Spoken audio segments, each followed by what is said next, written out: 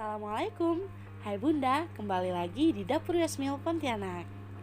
Nah, kali ini saya akan share video step by step cara pembuatan rokik pandan batik ekonomis ya. Nah Bunda, apa saja yang kita perlukan untuk membuat roll batik ini? Yaitu di sini saya menyiapkan beberapa lembar kertas yang sudah saya print dan berbagai macam aneka batik ya. Nah Bunda, untuk ukuran kertas batik ini saya pakai satu lembar kertas HPS ini ya. Bunda juga bisa sesuaikan ukurannya dengan loyang Bunda ya. Jadi walaupun ukuran sebesar ini, kita bisa gunting ukur dengan sesuai loyang kita masing-masing. Oke, di sini ada plastik segitiga. Fungsinya plastik segitiga ini untuk kita menyimpan adonan motif yang akan kita buat nanti ya Bunda. Oke Bunda, langsung aja kita ke bahan-bahan motif batiknya ya. Nah Bunda, untuk bahan-bahan motif batiknya, di sini saya sudah menyiapkan 45 gram putih telur, lalu kemudian ada 15 gram gula pasir, lalu ada 15 gram tepung terigu protein sedang, kemudian ada 15 gram tepung maizena. Kita siapkan wadah, lalu kemudian masukkan putih telurnya dan masukkan juga gula pasirnya ya. Kemudian kita akan mixer dengan kecepatan tinggi hingga kental berjejak ya Bunda.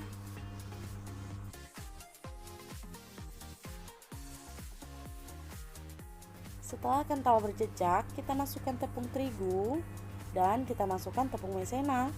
Lalu kita mixer dengan speed rendah, asal tercampur rata saja ya Bunda. Untuk pengocokannya ini jangan terlalu overmix ya Bunda. Soalnya kalau terlalu overmix, adonan bisa mencair Bunda. Kalau adonannya mencair, nanti sewaktu kita menggambar itu adonannya akan melebar Bunda.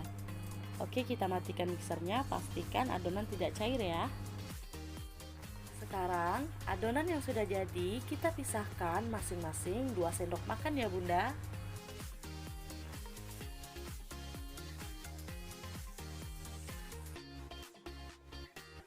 Nah Bunda, karena di sini saya akan menggunakan motif batik parang, jadi saya hanya menggunakan 3 warna saja ya. Untuk motifnya Bunda bisa sesuaikan dengan keinginan Bunda masing-masing ya. Oke, sekarang saya akan gunakan warna merah, hitam, dan putih ya.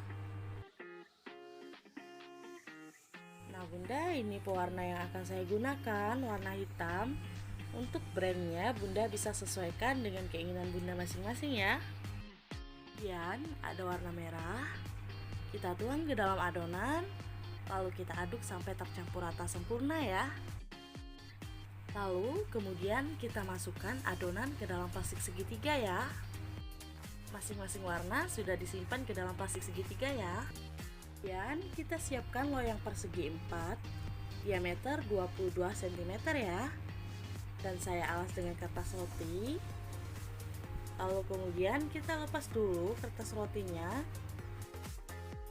Dan kita akan ukur kertas motifnya di atas loyang. Nah Bunda, jika kertasnya ini melebihi dari loyang, kita bisa gunting atau kita lipat ya kertasnya. Kita ukur sesuai dengan loyangnya. Oke, kemudian kita letakkan kertas motifnya di atas loyang. Lalu kemudian kita timpa lagi dengan kertas roti ya. Ini loyangnya tanpa dioles apapun ya Bunda. Oke Bunda, sekarang kita sudah siap untuk menggambar motifnya ya. Kita akan gunting ujung plastik segitiganya ini sedikit saja ya Bunda.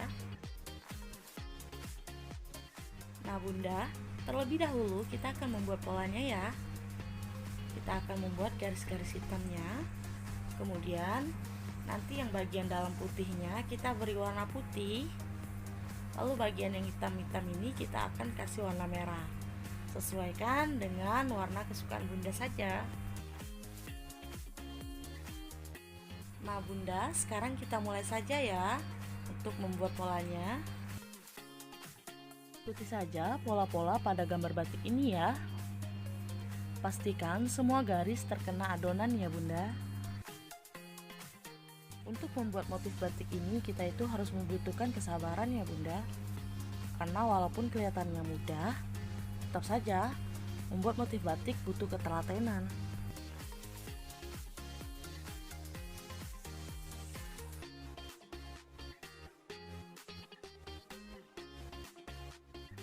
Oke bunda, biar tidak terlalu lama kita percepat saja ya.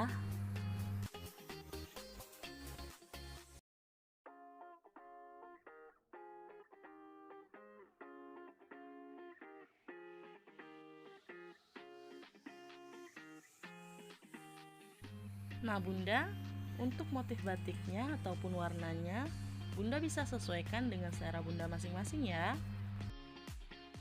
Lakukan pembuatan pola ini hingga selesai ya bunda.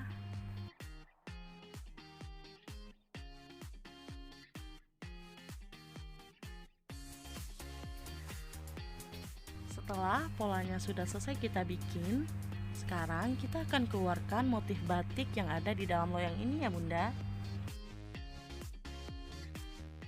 Kemudian kita hentak-hentakan perlahan.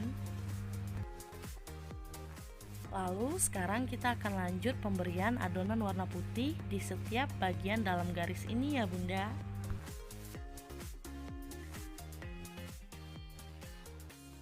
Kita lakukan hingga selesai ya bunda. Hentak-hentakan perlahan, lalu kemudian kita tambahkan adonan yang warna merah. Lakukan hingga selesai ya. Oke, adonan motif batiknya sudah selesai kita bikin. Sekarang siap kita panggang ya. Oh ya bunda, saya mohon maaf banget karena waktu pemanggangan si motif batiknya ini nggak ke video bunda.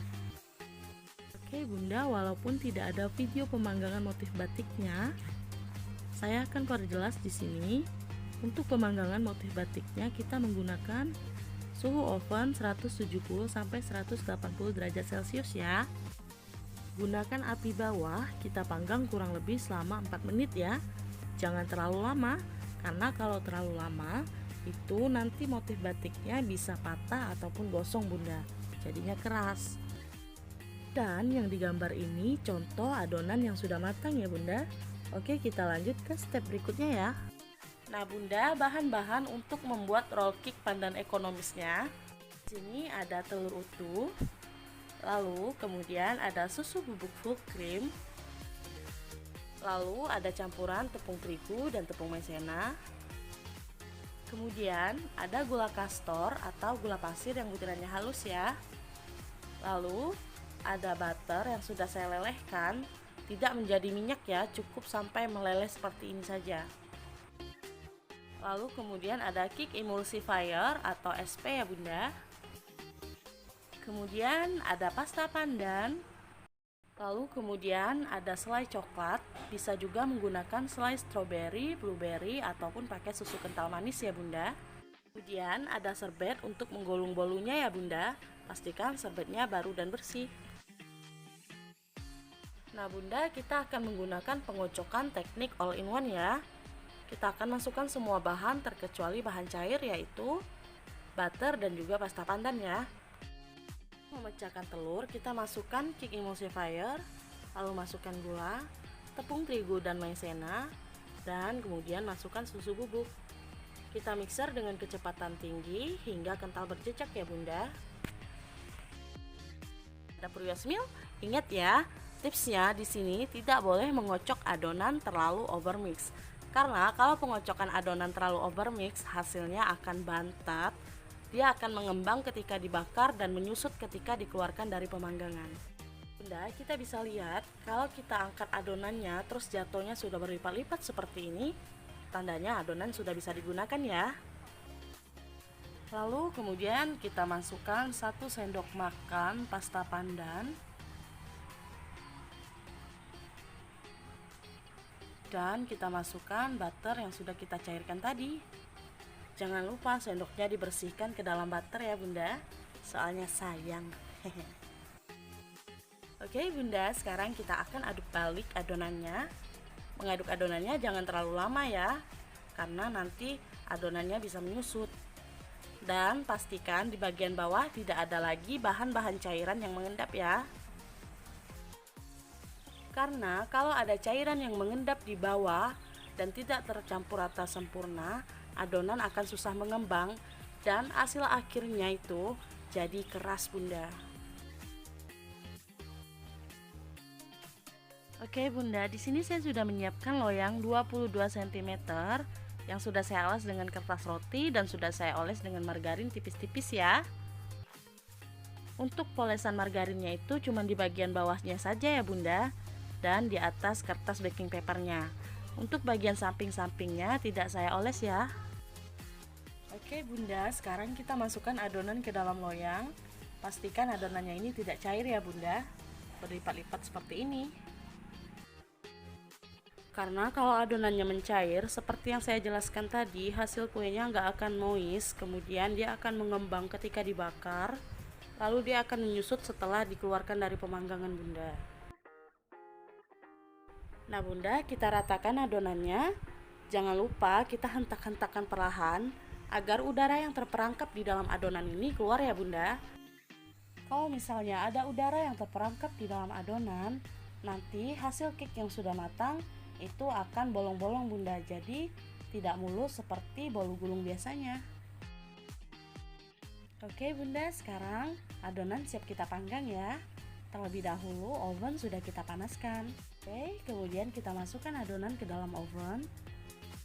Lalu kemudian kita akan panggang menggunakan api atas bawah.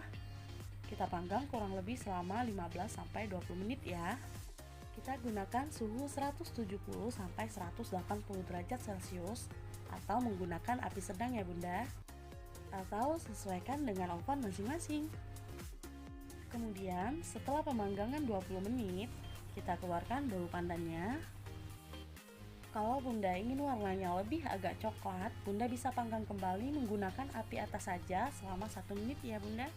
Kita tunggu adonannya agak dingin. Setelah agak dingin, kita akan keluarkan dari loyang ya, Bunda. Bunda, sekarang kita keluarkan.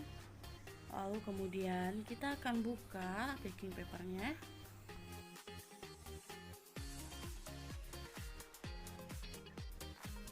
Oke, Bunda, sekarang kita akan balik bolunya.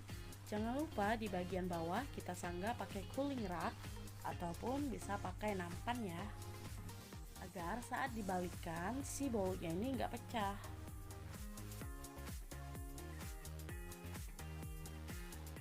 Oke, Bunda, bolunya sudah kita balik dan ini bagian atasnya. Kemudian sekarang kita akan oles menggunakan selai, juga bisa menggunakan susu kental manis ya, Bunda.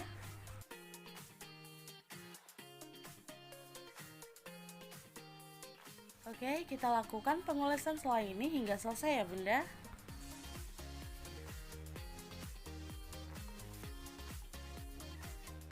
Nah, Bunda, setelah sudah selesai pengolesan selainya, sekarang motif batiknya ini akan kita tempel di bagian atasnya ya.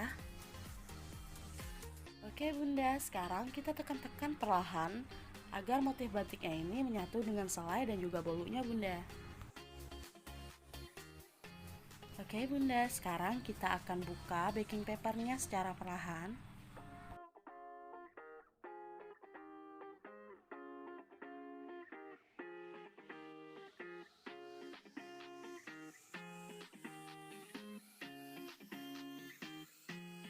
Lakukan hingga selesai sampai baking paper terlepas dari motifnya ya, Bunda. Kemudian kita tutup kembali menggunakan serbet. Lalu kita akan balik lagi, Bunda. Jadi yang bagian motif itu kita pindahkan ke bawah. Kemudian bagian bawah ini kita oles dengan selai hingga merata ya, Bunda.